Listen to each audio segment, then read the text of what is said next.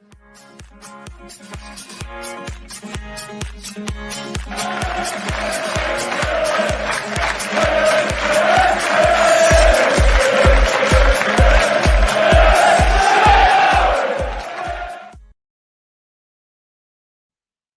and welcome back to another Stacey West YouTube video and to another preview, this time looking ahead to Birmingham City, who are coming to Sincil Bank this weekend. I think for the first time in the league since the 1950s. So yeah, it's been quite a while. It also feels like it's been quite a while without a bit of Lincoln City football. It's actually only been just over a week considering we had the trophy game. But let's be honest, that league action, missing it with the international break, I think we can't wait until Saturday afternoon, can we? Somebody else who I'm sure cannot wait for the League One football to be back, especially considering their league position, is Craig from the Tilton Talk Podcast. Craig, how are we doing, mate? I'm good. And firstly, thanks for having me on. It's going to be a good game that we're going to have at the weekend. And you're right, the proper football starts again. No, thank you very much for coming on. Yeah, it does. It does restart, doesn't it? And it is going to be a very, very interesting and let's be honest, it's an enjoyable game. It's a big game for home fans. It's probably a little bit of a big game for away fans as well, a place that you guys haven't really been to in quite a while, a place that I believe you've sold out the away end as well. It's going to be a cracking home atmosphere. I mean, just talk about the game. It's like with that before going into the actual football side of it. Are you looking forward to the spectacle of Saturday just as much? Do you know, we'll probably touch on it in a bit, but we needed, as Birmingham fans, to almost realise a couple of things. The first one was that we've been a ticking time bomb for the past few seasons. We've fought from relegation, got out of it on the last day. This time around, it didn't happen. It didn't go our way, but it was the reset button that we needed. And you mentioned about the sellout away fans. You know, we've sold out every away game that we've played. Mm-hmm. The Bristol Street Motors Cup was just brilliant.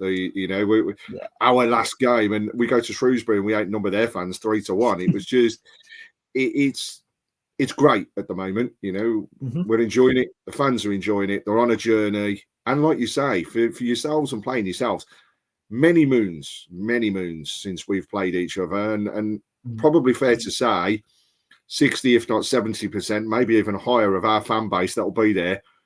We're not even around at the last time we played. Yeah, no, absolutely. And that's the thing. I think it's those sorts of occasions that are quite special. Look, we are in the same division, but you know, historically, especially, Birmingham were always in a higher division than Lincoln. So for us, it's kind of one of those big occasion games. But like you say, for you guys, you can't underestimate the fact that has that feeling for a lot of your fans as well, especially the ones that do travel home and away week in, week out, and travel all of these different grounds. It could be a new one for a lot of people to tick off, and that's always a nice kind of enjoyable outlook on the game. But let's talk about the football, because we can talk about the sentiment and sat in the stands and all of that and the pints before the game as much as we want. At some point, unfortunately, we do actually have to recognise the fact that Birmingham are top of the table. I mean, let's not pretend like this is much of a surprise, considering, and we'll get onto the money factor of it all in a minute, but I mean, how has the season gone? It feels like a really redundant question to ask, but how has the season gone so far? I mean, I would say up until the last away game against Charlton, we were on an absolute high. That potentially was needed, because I think, you know, you never want your teams to think that they are bigger and better than anybody else that's in the league. And I set the stall out very early doors, and I'll still say it to this day that, yes, Birmingham are favourites to win the league. Yes, we've spent some money. But then every team we come up against is playing at 110%. So we've got to be able to then take ourselves up that next level. And yes, it's really nice to be sitting top of the table. Just this week, in fact, I called it the double-double, because you got the Birmingham men and the Birmingham ladies both sitting top of their representative leagues. And for the first time that I've known it, we win both the Men's Player of the Month award and the Ladies Player of the Month award as well. So the double-double came out, you know, and hopefully we'll see a few more of those. But it's nice as a Birmingham fan at the moment. You know, we're enjoying it. We're on a journey. And, our song says it's a long road, joys and sorrows. We're definitely seeing that. Well, absolutely. And obviously, let's hope that Saturday is more of the sorrow type than the joys. But Weird you say absolutely. Yeah.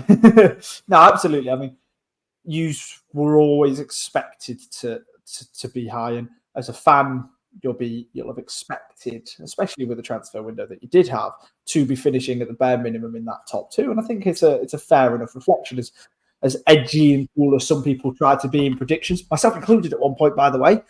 Might have tried predicting you to not win the league, but that was probably more hopeful thinking than anything else. But there was a little bit of a flutter in that last away game against Charlton. What was it about that game, do you think, that just meant that you couldn't quite get over the line? I can't actually put my finger on what the difference was between what we've seen. I just think it was just we couldn't string things together, and actually, part of the team was a little bit disjointed on the day. But then also we had opportunities that normally pinging a ball left to right to left without any problems. Midfielders will break it down. We play with the high press. You'd see more of that. And then the strikers are just feeding off it. Stansfield and May, anybody that comes into a game and hears those names in this league is thinking, oh my God, what we up against. But actually for Charlton, their right back was phenomenal. I tell you what, if we could sign him today, I'd have turned around and gone, pay whatever money they want, because he was brilliant. And yeah, it was just one of those days. But the one thing I can say is Chris Davies won't take that for granted. And he will have said to them straight after the game, that won't happen again. And his interview afterwards, he is very honest as a manager, and the players were as well, actually. They just said they were not on par. It's not what they expect. And we then went into the Shrewsbury game in the Bristol Street Motors Cup, and I know they made a few changes, but we absolutely tore them to shreds. So that's what we want to see more of. Hopefully this weekend. Not that you guys want to hear it, but we see that as well. Yeah, thanks for that. No, I certainly hope that doesn't happen. Like I said, I want to touch on the players in the transfers you've made, but actually I wanted to touch on the managerial situation as well. And seeing as you've brought that up, let's touch on that one first, because Chris Davies came in possibly a little bit, kind of got a little bit of an inexperienced, unproven record in terms of leading a team himself, and being that the manager, having to do the man management side as well as the coaching. And there were always going to be a couple of question marks. That was, again, when I was saying earlier on about wanting to be hopeful that there wasn't you guys that would just run away with the league. I think that was one of those few little points where I tried to kind of hang on to as much as possible. Like, oh, well, they've got an inexperienced manager that's going to be their downfall or whatever. Obviously, it's not necessarily gone out like that. But what's been your impressions after, 9 matches of Chris Davies as a manager? Are you pleasantly surprised over and above what you expected, or did you kind of have this faith, even going through pre-season, that he would be able to lead the way that you felt he could? I think we had this discussion actually on Tilton Talk, and we were just saying, if we could rate the season so far and rate the manager based on what he's done, how would it be? And I said at the time, it's about an 8 out of 10. I can't, even though we are playing well, I still think there are things that he is learning as he goes along. The one thing that he has done is he's attracted himself to the fans. So he has made sure that fans are front and center of everything that he does. So at the end of the game, he always comes over. He celebrates with them. He will applaud and make sure that everybody is aware he is thanking them for what they've done. So from that front, he's been superb. He does make some strange substitutions at times. Charlton, we definitely saw that. I'm kind of hoping that, for example, Alfie May was just taking a knock or was feeling under the weather, because the way he brought him off was a bit strange from that front. The leading goal scorer from the league last year, the player of the season as well, and yet we just kind of took him off the pitch as though it was just, oh yeah, nothing's happened. But He's learning. The one thing I can say is you look at his style of play and you can tell that he has learned from Postecoglou. He has learned from the time at Leicester, Liverpool and Celtic in terms of the state of play and the way that he wants things to do.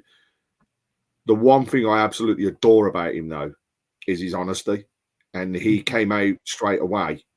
And basically his first interview, when he was asked about players, he just simply said, if a player turns up to training, gives me 110%, they will be part of my team. But if a player doesn't give me anywhere near it, not only will they not train, they will not be part of my squad.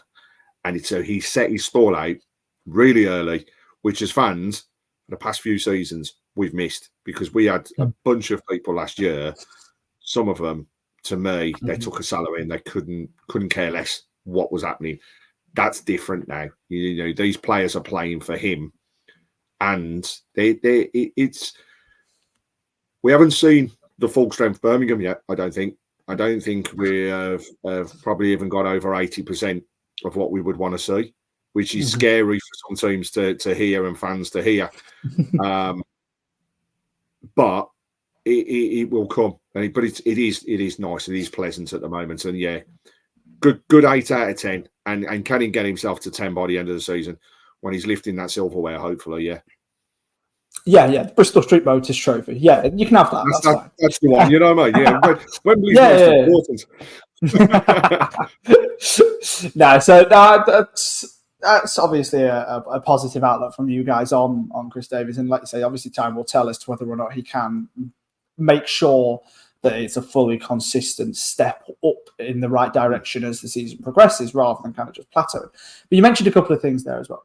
You spoke about players taking a salary, rather large salaries, let's be honest. And you spoke about his interviews, which leads me on quite nicely, considering his interview after the Charlton game, decided to poke a little bit at Charlton for spending a fortune in the summer on their squad. Rather unironically, I think he tried to say that as well, which obviously ruffled quite a few feathers in League One, considering your spending. And let's just talk about your spending for a second. Obviously, the big one being Jay Stansfield at £15 million or whatever it ended up being, plus the £5 million add-on. I lost count, honestly, the amount of just new high numbers that were coming out consistently. And he was just one of many. You spent, well, I mean, you eclipsed League One records in terms of spending, and you did that just with the singular player, let alone everybody else. But obviously, all of the money that you have spent, and then for him to turn around and say that is certainly a bit of a questionable one. But all of that money, as a Birmingham fan, what are your thoughts? I get it; it's great if our club was bought out by an oil people. We'll go with that. And they just plowed billions into the club and we could just spend whatever we wanted. Obviously, we'd all be laughing it up. But surely in the back of your mind, you're also sat there thinking, is this too good to be true? And how sustainable truly is this? When you look at the likes of Reading in the same division, I mean, surely it's just as worrying as it is exciting. At the time, I suppose if you take it back to last season, I had the privilege of meeting Tom Wagner and, you know, the board of directors at the club. They were very open with us in terms of their aspirations. And the one thing that they said was there would be a transfer budget to spend during the closed season. Now, did I ever think it would be in the realms of what we spent, which I think when it all totals up with salaries is around 37.5 million. The answer is no way. We haven't spent that or been anywhere near that since the Premier League days. The difference, though, is the infrastructure of the whole club has changed. So when Knighthead took over, we were in a right state. Well, you know, if we'd have been under the old ownership and been relegated, right, we'd have been down by 10 points because we'd have been, without fail, going into administration and we'd have been in trouble. Now, they've come in and they've restructured the whole of the club. They've literally turned it upside down. But one of the main focuses they've done is how they can increase revenue, because they know that if you increase revenue, that goes towards the spend, which then means that you can go out and spend the money like we have done in the league. So it is scary, to say in this league we've spent that amount. The Jay Stansfield deal for me was always on the cards. That guy wanted to sign for Birmingham. He said it at the end of last season. I was at the Player Awards when he made his collection of trophies, because he won everything. But in his last statement, he was in tears. He was absolutely gutted to be leaving, but he said he'd love to have signed. And for me, the wheels were in motion on that one at that point in time. And of course, when he come in the League Cup and scored the goal, then it was shown on Sky. It was on YouTube at one point and then quickly disappeared. Was the pat on the back and a little word in the ear that was happening from Chris Davies to Jay Stansfield. So he was kind of getting excited then. The difference, though, is the fact that we have grown this revenue, and as a club, we've been relegated, but we've hit a reset button. The fans are coming back. There's 18,500 season ticket holders, so that's 5,000 up from last season. So straight away, additional revenue. They revamped the stadium, so they closed box areas. They knocked it through and made it corporate hospitality. They've built a bar underneath the Cop stand that goes from one corner flag to the next corner flag. So it apparently is the biggest understand bar in Europe, football ground. So my kind of place. Exactly. But then they've revamped the club shop. They've then taken all of the hospitality areas inside the stand as well and revamped those, all meaning additional revenue. And that's our difference. I think despite a relegation, if we look at our figures, we will end up in terms of money the same as the top half championship, if not bottom half of a Premier League club's revenue, which means we can spend. I actually believe in January we might do it again. No, not to the extremes that we've done. I mean, you mentioned it there. We broke the League One record for transfer fees 3 times in that transfer window. Two of which were in the space of 2 days. It is exciting times. It is scary as a fan, but actually, it's also long overdue. Yeah, and look, it's as much as from the outside looking in, and obviously a lot of it is jealousy. Let's not try and pretend that it'll be otherwise. But from the outside looking in, you do get annoyed by all of the spending and buying the league and so on and so forth. And effectively, for a team like Lincoln who want to try and be sort of proactive in moving up the table this season, and we would love to try and at least be in the top 6. Actually, it's the top 5 plus you guys. You guys are gone, so it guarantees a place in a way towards you guys. And I don't begrudge you that, because it's okay, it's been bought or whatever, but by the end of the season, providing you do exactly what everybody's expecting you to do, you'll have earned it. So it's fair enough. Yeah. But actually, like you say, the way you're saying it there and the way you're talking about the infrastructure, I did Birmingham Huddersfield a couple of seasons back, and I think it was a 2-1. It was 2-1, and I think it was to you guys. Might have been Huddersfield. Can't remember now. It was on a Friday night, and I was in Jill Merrick Upper, and honestly, the stadium was falling apart. Half of it was shut. Yeah, that's right. The stadium was just in an absolute dire straits, and the team were as well. Let's bear in mind, and the whole system that was quite clearly there at Birmingham at the time was failing. And obviously, you know it so much better than I do. And to have seen that then flipped on its head, and to seen a relegation but a boost in popularity, to have seen a relegation but actually the infrastructure is being improved and everything immediately, is actually really, really commendable to see. I think there's kind of 2 sides of it, because obviously you've got the on the pitch stuff and the off the pitch stuff, and to see you climb in such a great way off the pitch is brilliant. That then it actually makes it a slightly easier pill to swallow when the on the pitch stuff is improving so much as well. So I very much see and understand the outlook that you've taken with it there, and obviously fair play. But let's talk a little bit more about the football, because I don't want to get bogged down with the bloody side of it too much. Let's just talk about the season. Just talk about two equal teams in Birmingham and Lincoln, and let's talk about Saturday. How do you think? How do you expect to be lining up in terms of a shape going into Saturday's game? I mean, firstly, Chris Davies tends to keep things very, very close to his chest. So to predict the starting lineup is actually almost impossible, because you never seem to get any sort of inkling from him. The one thing I can say is we are without Christian Bielik, injured prior to the international break. So he's been playing centre half for us and has been an absolute rock from that front. So we will be missing him. That does give us an element of who will we see in defence. So we got Dion Sanderson, who is returning from injury, played in the Bristol Street Motors game, got a good 65, 70 minutes under his belt. That was good to see. Do I think he is first choice? Probably not. We might see, I'd hazard a guess at a 3-5-1-1 formation. I never say 3-5-2 because they're never side by side.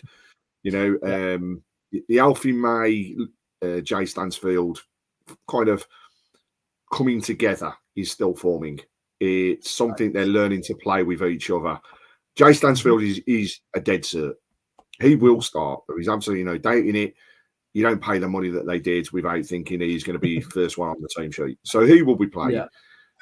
But then it literally depends on how Chris sets it out, because I think we will see some changes, forced changes from the Charlton game,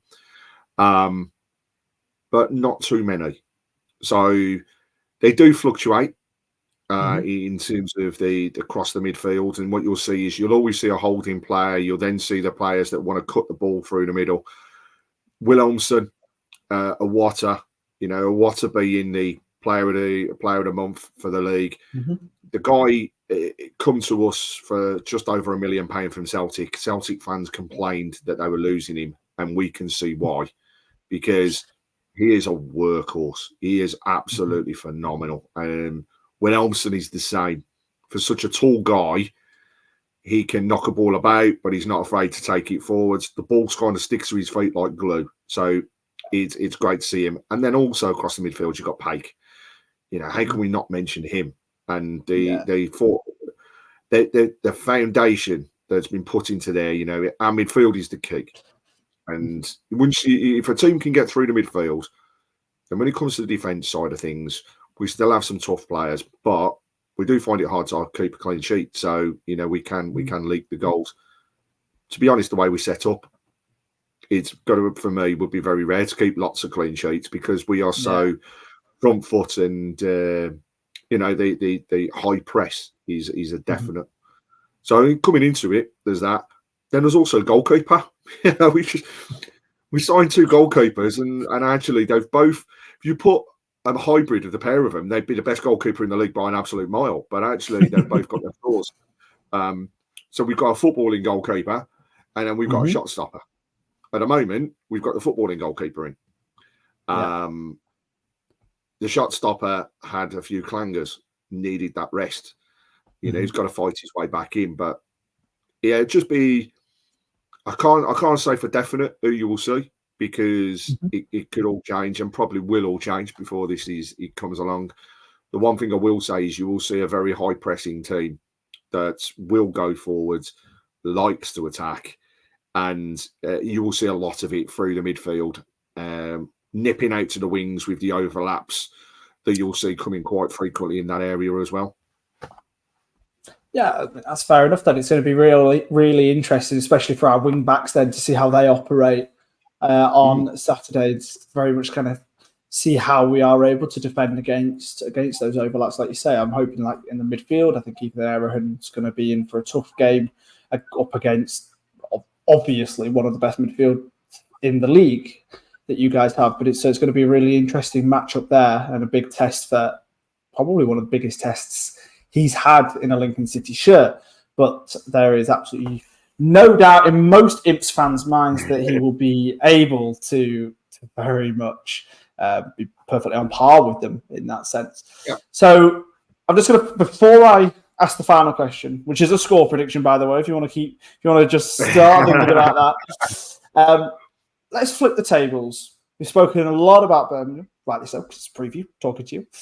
Let's just talk about Lincoln for a second. And I want to know, as a Birmingham fan, but kind of as a Championship fan over the past however many years as well, and kind of seeing maybe Lincoln rising up from National League and obviously now being an established League One club for the past 5-6 years. What's your view on Lincoln City as a football club? Do you have a view on Lincoln City as a football club? I think it's fair to say you've had a similar journey to like the likes of Wrexham and the way that they've built, come into a league, built a foundation. I mean, that's the one thing that I like. You know, you haven't actually been in a position where every year it's like, oh my God, we're going to struggle to stay where we are, because actually you've gone into the league and then you've maintained and taken the baby steps to get stronger each time, which I think from a footballing prowess side of things, he's absolutely superb. And, you know, from a fan's perspective, if I was there as a Lincoln fan, I'd be thinking this is what we need to do. We need to stabilise and then we need to take the step forwards. You know, do I think that they're capable of being up there and getting themselves into the Championship? Absolutely no reason why not. You know, actually, the Division 1 this season is a tough league. You know, I think people underestimate the calibre of the teams that are actually in there. And yes, teams have spent money. Other teams have spent money but spent it wisely. And then there's some that are like, actually, no, we're only going to go with the kids. But from what I've seen, you're very much in the middle of that, and that's good. But also, I think you've got the fan base. And you mentioned it at the beginning, you know, a raucous set of fans. Talking to Chris earlier as well, and he's saying, you know, you've got the people that are there week in, week out, and that to me is what I love. That's what football's all about. It's about having a fan base that doesn't desert you when things go wrong, are there to back you through thick and thin, and that's what I like about Lincoln. You're a proper old school football club, and that's good. And yeah, I'd love to see you to go up the leagues. You know, I never want to see any team relegated unless they go to the other side of Birmingham and wear claret and blue. But, you know, for the rest of them, you could all be promoted. Well, there we go then. We'll take second place to you guys. Absolutely. I think we can both agree on that right here. Perfect, lovely. End of the season. Brilliant. So, look, I teased it before that question. Put a number on it, Craig. Give me a score prediction going into Saturday. I give you my heart and my head. So my heart, oh God, you know, I say it all the time. I love a 5-6-0 win, but you know, it's not going to happen. My head says it'll be a very tight game. I'll go for a 1-0 Birmingham, because I think we've got to bounce back from where the result at Charlton, and it's far from going to be easy. You know, we're coming up against a very strong, defensive-minded Lincoln side. Two teams that also play the high press, so we could actually nullify each other across midfield. So I'm saying 1-0, but we could also end up with an entertaining 0-0. But I'll stick with my 1-0 prediction, and hope to come away with the 3 points. Okay. Well, I am gonna for us. We thrive in these big matches. We have done for the past few seasons now. You know, especially at home with the crowd with us. Sorry, I can't help but thinking that we're going to be able to frustrate you in the right way, and we're going to be able to create the odd opportunity against your attack coming forward, and your defense moving forward as well as you do, as you've already stated. So for that reason, I'll be sensible, 1-1 draw, and I would take a 1-1 draw right now, snap your hand off. I think as long as it's a decent enough performance by us that we're able to shut you out, I would definitely take a point at home against you guys. So hopefully Hopefully, and it is hope. Obviously, it's hope. That's just as much heart as it is head. Hopefully, we can come out of Saturday with something. But Craig, I want to thank you so much for coming on. You have been incredible at giving us such a great insight into Birmingham. And if you guys want to go and listen to the reverse of this, Chris was on the Tilton Talk podcast. I think you recorded it just before we came on here to sit down and record this. So make sure once that is out to go over and check that out as well. The podcast is also out. We have got an exclusive interview with manager Michael Skubala that has just dropped out on there as well. So make sure to go and check that one out. Lots of really exciting content coming up this week. But apart from that, Craig, thank you so much for joining me. Up the Imps. Thanks for having me. Keep